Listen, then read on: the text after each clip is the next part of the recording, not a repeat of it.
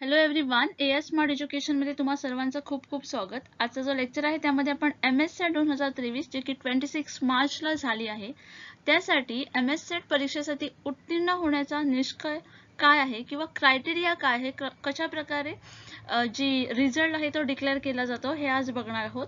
जो फॉर्म्युला आहे तो पण आपण यूज करून बघणार आहोत विथ द एक्झाम्पल. आणि हे जे पूर्ण आहे ना, टक्केवारी वगैरे कशी काढायची, कशा प्रकारे जे कॅल्क्युलेशन केलं जातं, पर्सेंटेज कशी काढली जाते, हे सर्व आज आपण आजच्या लेक्चरमध्ये बघणार आहोत with the complete explanation and with the example. Okay, तर त्यामुळे पूर्ण लेक्चर बघा जेणेकरून तुम्हाला माहिती पडेल की तुमचं जो कॅटेगरी आहे, पर्टिक्युलर कॅटेगरी आहे, त्याची जी पासिंग क्रायटेरिया आहे ती काय आहे. ओके, किंवा रिझल्ट जो आहे तो कसा डिक्लेअर केला जातो. चला तर मग आजच्या लेक्चरला सुरुवात करूया. सुरुवात करण्याआधी जर समजा चॅनलवर न्यू असाल आणि अजून सबस्क्राईब केलेलं नाही आहे तर प्लीज सबस्क्राईब करून घ्या, जेणेकरून माझा येणारा जो व्हिडिओ असेल तो तुम्हाला लगेच भेटून जाईल. ओके,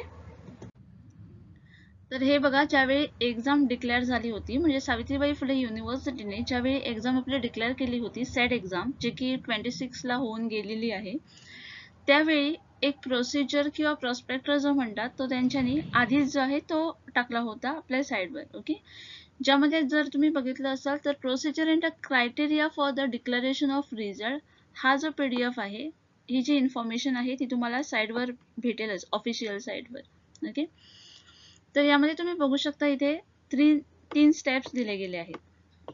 ओके, ज्यामध्ये आपला जो रिझल्ट असतो तो कशा प्रकारे डिक्लेअर केला जातो किंवा त्याची क्रायटेरिया काय असते हे आपण आज बघणार आहोत. ओके, जर इन्फॉर्मेशनचं बघायला गेला तर सगळीच इन्फॉर्मेशन ही आपल्याला साईडवरच भेटते आणि सुरुवातीलाच ही सगळी इन्फॉर्मेशन प्रोव्हाइड केली जाते. पण ॲट प्रेझेंट काय महत्त्वाचं आहे तर आपला रिझल्ट जो आहे तो कशा प्रकारे डिक्लेअर केला जातो हे आपल्याला आज बघायचं आहे. ओके, तर हे बघा, या टेबलकडनं आपण सुरुवात करूया, त्यानंतर मी वर पण जाते, ते स्टेप 1, 2, 3 आहे ते पण डिस्कस करूयात. पण पहिल्यांदा टेबलवरच राहूया आणि बघूया काय आहे ते एक्झॅक्टली. तर हे बघा, ओपन EWS कॅटेगरी, म्हणजे EWS म्हणजे इकॉनॉमिकली विकर सेक्शन, यांच्यासाठी पेपर 1 आणि पेपर 2 जो होतो त्यामध्ये 40% जे एग्रीगेट मार्क्स आहेत in both the paper taken together. Okay, म्हणजे इथे आपल्याला 40% जे मार्क्स असतात ते घ्यायलाच लागतात. ओके, त्यामुळे मुलांचा गैरसमज काय होतो की पेपर 1 मध्ये आपल्याला 40% पाहिजे आणि पेपर 2 मध्ये आपल्याला 40% पाहिजे, असं मोस्ट ऑफ द जे स्टुडंट आहेत ती विचार करून चालतात. पण तसं काहीही नसतं, कारण बोथ द पेपरमध्ये कंबाईन आपल्याला 40% जे मार्क्स आहेत ते पडावे लागतात. ओके, ओपन आणि EWS या कॅटेगरीसाठी. आता जर आपण 40% कॅल्क्युलेट केलं तर 120 मार्क्स जे आहेत ते पडणं खूप गरजेचं असतं. ओके, आता थोड्यांचा समज असं असतो की 120 पडले म्हणजे आपण क्वालिफाय होऊ. नाही, तसं काहीही नाही आहे. 120 ज्यावेळी तुम्हाला मार्क्स पडतात त्यावेळी तुम्ही एलिजिबल होता की मे बी तुम्ही त्या 6% मध्ये किंवा त्या स्लॉटमध्ये येऊ शकता, मे बी तुम्ही क्वालिफाय होऊ शकता. जर समजा बिलो 120 मार्क्स असले तर तुम्हाला येण्याचे काहीच चान्सेस नाही, कारण तुम्ही एलिजिबलच नाही आहात, डायरेक्टली तुम्ही कट होता. ओके, सो पहिल्यांदा हे लक्षात घ्या की 40% आपल्याला कसे पडायला पाहिजे. आता पेपर 1 मध्ये समजा तुम्हाला इथे 10 मार्क्स पडले किंवा 20 मार्क्स पडले समजा, पण राहिलेले मार्क्स समजा जर तुम्हाला इथे पडले 100 किंवा 110, तर तुम्ही इथे एलिजिबल आहात, कारण बोथ द पेपर ज्यावेळी आपण कंबाईन करतो त्यावेळी आपल्याला 120 मार्क्स हे बघायला भेटतात. Correct, so we are the eligible but not qualified. आता क्वालिफाय होण्याची क्रायटेरिया काय आहे हे पण आपण बघू, पण त्याआधी जे राहिलेली कॅटेगरी आहे त्यांच्यासाठी पण बघून घेऊया. तर हे बघा, जे other than the open EWS किंवा ऑर्फनची कॅटेगरी आहे त्यांना सोडून राहिलेली जी कॅटेगरी असते, ST, SC, PWD म्हणा, ओके, किंवा ट्रान्सजेंडर म्हणा, OBC, राहिलेले जे काही कॅटेगरी आहे त्यांच्यासाठी किती आहे तर 35% जे आहे ते ॲग्रिगेट मार्क्स आहे in both the paper. Same like जसे पेपर 1 आणि पेपर 2 मध्ये ओपन किंवा EWS कॅटेगरीला आहे, तसंच राहिलेल्या कॅटेगरीसाठी 35% आहे, म्हणजे 5%चा इथे त्यांना फायदा होतो, कारण EWS किंवा ओपन कॅटेगरीला 40% लागतात आणि यांना just 35%. Okay, so there is a difference of 5%. म्हणजेच राहिलेल्या कॅटेगरीना इथे 105 जर मार्क्स असले तर ते एलिजिबल असतात. ओके, क्वालिफाईड नाही, फक्त एलिजिबल असतात. फक्त जी फर्स्ट स्टेप आहे ती तिथे इथे तुम्ही क्लिअर केली असं होतं, याचा अर्थ क्वालिफाईड नाही होत. ओके, आता हे बघा, जो फर्स्ट पॉइंट आहे त्यामध्ये तुम्ही बघू शकता total qualifying slot. It is 6% of appear candidate appear for the set in both the papers which equal to the total number of qualifying slot, that is minimum number of candidate to be qualified. आता हे बघा, जे आपण maximum number म्हणतो ते फक्त 6% candidate असतात तेच क्लिअर होऊ शकतात. ओके, तेच क्लिअर होतात. 6% किंवा जो स्लॉट असतो याच्यातला जो मिनिमम आहे त्याला सिलेक्ट केला जातो. ओके, जर समजा स्लॉट कमी असला तर त्याला सिलेक्ट केला जाईल आणि जर समजा तो 6%च्या वर असला तर 6% मग काढला जाईल आणि जो मिनिमम आहे त्याला चूज केला जाईल. ओके, सेकंड स्टेप मध्ये आपल्याला बघायला मिळतं की कॅटेगरी वाइज क्वालिफाइंग स्लॉट. यामध्ये असं दिलं आहे की total qualifying slot are allocated to the different category as per the reservation policy of a Maharashtra state. Okay, आता डिफरंट कॅटेगरीला डिफरंट स्लॉट दिला जातो. आता I am from the commerce background, so basically I am talking about a commerce. Okay, so जर समजा कॉमर्सला एक slot दिला गेला आहे, सेम स्लॉट आर्ट्सला पण देणार का? Then answer will be no, कारण सेम स्लॉट असणार नाही आहे. Okay, then is third one is candidate fulfilling the minimum eligibility subject wise category wise. आता subject wise जो तुमचा subject आहे, जो तुमची category आहे त्यामध्ये तुम्हाला eligible व्हावं लागतं. Okay, so in order to consider for the eligibility for the assistant professor, the candidate must have appeared in both the papers and secure at least 40% aggregate marks in both the paper taken together for the general category candidate. Okay, so इथे again the same म्हटलं आहे, जे टेबलमध्ये म्हटलं तेच वरती म्हटलं आहे. फक्त एवढंच आणखी एक इथे इम्पॉर्टंट पॉईंट सांगणार की ज्यावेळी आपण पेपर देतो त्यावेळी दोन पेपर असतात. पेपर 1 जो की जनरल पेपर सर्वांसाठीच कॉमन असतो आणि पेपर 2 जो कॅटेगरी वाईज असतो. जर समजा कॉमर्स बॅकग्राऊंड मधून असाल तर कॉमर्स पेपर असेल. करेक्ट. आता बोथ द पेपरला बसणं आपलं गरजेचं आहे. जर समजा तुम्ही पेपर 1 ला बसला आणि पेपर 2 ला समजा बसलाच नाही तर तुम्ही ऑटोमॅटिकली आउट असणार. ओके, त्यामध्ये जर समजा याच्यात तुम्हाला आउट ऑफ 100 मार्क्स जरी पडले तरी सुद्धा तुम्ही 40% काही ॲग्रिगेट होत नाही. Correct. And same for the remaining category, त्यांच्यासाठी जी आहे ती 35% आहे. Okay, aggregate marks in both the paper.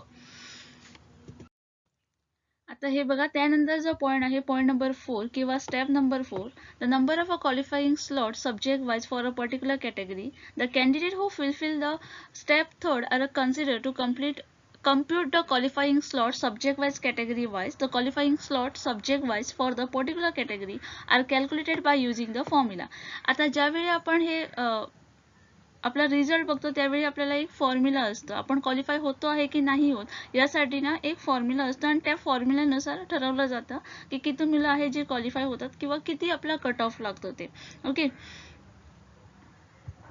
पण ज्यावेळी आपण क्वालिफाय असतो 3rd स्टेपला त्यावेळीच आपल्याला कॅल्क्युलेट केलं जातं किंवा त्यावेळीच आपल्याला गृहीत धरलं जातं त्यामध्ये. ओके, सो आता फॉर्म्युला बघूया काय आहे तो. Number of qualifying slot for the subject under the general category, so equal to, इथे फक्त एक्झाम्पल दिलं आहे जनरल कॅटेगरीचं.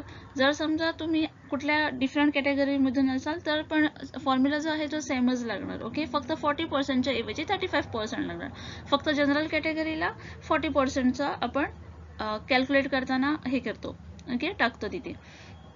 आणि जर समजा तुम्ही EWS कॅटेगरीमधून असाल आणि ज्यावेळी फॉर्म भरता असताना तुम्ही जनरल कॅटेगरी असं टाकलं असाल तर तुम्हाला EWS असं कन्सिडर नाही करत. ओके, हे पण एक आहे जे तुम्हाला लक्षात ठेवायचं आहे, कारण ज्यावेळी मुलं पहिल्यांदा जर समजा अप्लाय केलेलं असाल तर हे कन्फ्युजन असतंच. ओके, सो फॉर्म्युला बघूया काय आहे तो. So number of the candidate who fulfill the minimum eligibility in that subject under the general category, म्हणजे जी कॅन्डिडेट मिनिमम एलिजिबिलिटी ज्या मुलांनी फुलफिल केली आहे त्यांना घेतलं जातं, त्यांचे नंबर्स घेतले जातात. Multiply by number of a slot available under that category. Slot जो आहे तो डिसाईड केला जातो आणि त्याला मल्टिप्लाय केला जातो. Divided by total number of a candidate who fulfill the minimum eligible in all the subject under the general category. आता इथे बोललं आहे की all the subject. Okay, commerce, arts, science सगळे सब्जेक्टची जनरल कॅटेगरीना इथे घेतलं जातं number of candidate. Okay, solve करून बघूया विथ द एक्झाम्पल. त्यानंतर स्टेप 5 आहे आणि स्टेप 6 पण आहे. स्टेप 5 काय आहे तर qualifying cut off percentage aggregate marks subject wise और category wise. The merit list of the candidate fulfilling the minimum eligibility is prepared subject wise for the particular category. The percentage aggregate marks corresponding to the number of a qualifying slot for the particular subject wise or a category wise given qualifying cutoff percentage aggregate marks subject wise category wise. Okay, then the number of a candidate who score the marks in two paper taken together equal to the greater than the qualifying cutoff percentage aggregate mark in the particular subject or a category wise given the number of qualified candidate subject wise category wise. ज्यावेळी आपण calculate करू त्यावेळी तुम्हाला हे पण माहिती पडेल. Okay, असं काही रीड करून तेवढं अंडरस्टँड होणं जरा डिफिकल्ट होतं. सो एक एक्झाम्पल घेऊन आपण सॉल्व्ह करून बघूया की कसं होऊ शकतं. सो हे बघा, इथे मी तुम्हाला एक्झाम्पल दिलं गेलं आहे. ओके, जनरल कॅटेगरीचाच एक्झाम्पल घेतलं आहे. जर समजा जनरल कॅटेगरीची मुलं जी आहेत ती किती आहेत तर 1 lakh from the all the category. Okay, आता मी इथे ऑल द कॅटेगरीच्या मुलांबद्दल बोलत आहे कारण आपल्याला हे बघा फॉर्म्युलामध्ये काय बोलले की total number of a candidate who fulfil the minimum eligibility in all the subject under the general category. आता कॉमर्स, आर्ट, सायन्स हे सगळे जे कॅटेगरी आहेत त्यामधून मुलं जी आहेत ती किती बसली होती तर 1 लाख. ओके, 1 लाख मुलांनी एक्झाम दिली होती. आता याच्यामधनं जी 40% मुलं आहेत ती किती आहेत तर 50,000. ओके, म्हणजे ही काय झाली एलिजिबल झाली. आता याच्यातनं कॉमर्स स्टुडंट किती आहेत हे मला बघायचं आहे कारण मला इथे पाहिजे आहे number of a candidate who fulfil the minimum eligibility in that subject under the general category. Okay, so कॉमर्सचं इथं मी एक्झाम्पल घेतलं आहे त्यामुळे मला कॉमर्स मुलं यामध्ये 50,000 मध्ये किती आहेत हे घ्यायचं आहे. आता जर समजा फॉर एक्झाम्पल कॉमर्स मुलं आहेत 10,000. ओके, आणि स्लॉट जो त्यांच्याने डिसाईड केला आहे तो किती आहे तर 100. ओके, 100चा स्लॉट आहे. सो 100 मुलं इथे क्वालिफाय होऊ शकतात. ओके, किंवा 6% which ever is minimum. Okay, so हे बघा, number of qualifying for the commerce subject general category. Okay, from the general category तर त्यामध्ये काय येईल 10,000 कॉमर्स स्टुडंट. ओके, जी 40% किती मुलं आहेत तर 10,000 मुलं आहेत मल्टिप्लाय बाय 100 का तर स्लॉट आहे तो 100चा आहे and whole divided by 50,000 because 50,000 are eligible. Okay, so because of that 50,000. So answer आपल्याला किती भेटतं तर 20 भेटतं. ओके, आता स्लॉट किती आहे तर 100चा आहे.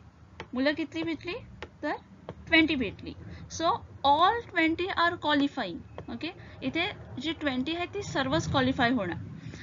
पण जो स्लॉट असतो मोस्ट ऑफ द टाइम काय होते की जो स्लॉट असतो त्याच्यापेक्षा जी मुलं असतात ती जास्त भेटतात. त्यामुळे काय होतं की जी मुलं भेटली त्यामधून आपल्याला 6% काढावं लागतं. ओके, जर समजा मुलं जी आहेत ती 1000 आपल्याला इथे भेटली पण त्याच्यातलं आपल्याला काय पाहिजे तर 100च मुलं पाहिजे तर यावेळी इथे 6% काढलं जातं आणि 6% जी आहेत ती क्वालिफाय होतात. म्हणजे टॉप 6% जी आहेत ती इथे क्वालिफाय होणार. Okay, I hope all this things are clear to you. जर समजा काही डाऊट असेल तर प्लीज कमेंट सेक्शन मध्ये तुम्ही कमेंट करू शकता. ओके, हवं तर परत एकदा मी हे एक्सप्लेन करू शकते. इथे मी जनरल कॅटेगरीचं एक्झाम्पल घेतलं होतं 1 लाखचं. आता यामध्ये 40% ज्यांना भेटली ती मुलं किती आहेत तर 50,000 आहेत. एक्झाम्पल मी कॉमर्स मुलांचं घेतलं. सो 10,000 जी आहे ती एलिजिबल आहे आणि स्लॉट त्यांच्याने जो डिसाईड केला तो आहे 100चा. ओके, आणि याला मी फक्त जो फॉर्म्युला त्यांच्याने दिला गेला आहे आपल्याला जो साईडवरच भेटेल त्यामध्ये मी त्याला फक्त डिस्ट्रीब्यूट केलं. ज्यामध्ये मी कॉमर्स मुलांना घेतलं पहिल्यांदा 10,000 मल्टिप्लाय बाय 100 जो की स्लॉट आहे. स्लॉट फक्त इथे मी एक्झाम्पल घेतला आहे तो कुठलाही असू शकतो कितीही असू शकतो. So multiply by slot is 100 divided by किती मुलं आहेत तर eligible 50,000. So divided by 50,000 equal to 20. So 20 are the eligible for qualifying.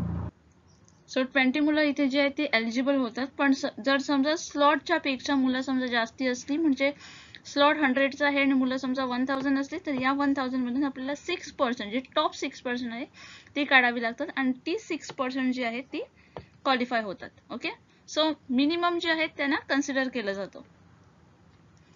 I hope all this things are clear to you. जर समजा काही डाऊट असेल तर प्लीज कमेंट सेक्शन मध्ये तुम्ही लिहून पाठवू शकता सो दॅट मी तो क्लिअर करण्याचा पूर्ण प्रयत्न करेन. Okay, till then keep watching, keep learning.